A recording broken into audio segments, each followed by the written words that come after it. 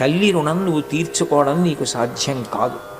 ఎందుకనంటే మనం అమ్మ కడుపులోంచి వచ్చినప్పుడు నాభీబంధం తెగిపోతుంది, అంటే బొడ్డు కోసేస్తారు, కానీ హృదయ బంధం మిగిలిపోతుంది.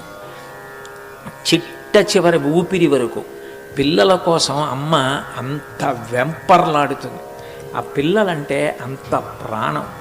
ఆ బిడ్డలు కడుపులో పెరుగుతున్నప్పుడు నిజానికి ఒంగోలేక, తనకిష్టమైంది తినలేక వాంతులవుతుంటే అంత కష్టానికి ఓర్చి ఎక్కడ కాలు జారి పడిపోతానోనని అంత నెమ్మదిగా అడుగులు వేస్తూ అంత జాగ్రత్తగా ఉండి, ఒకవేళ ఆ బిడ్డని కంటున్నప్పుడు విశేషంగా నెత్తురు పోయిన కారణం చేత తాను మరణించినా మరణించవచ్చు.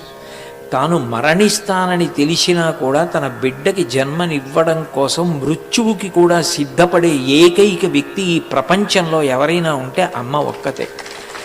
అటు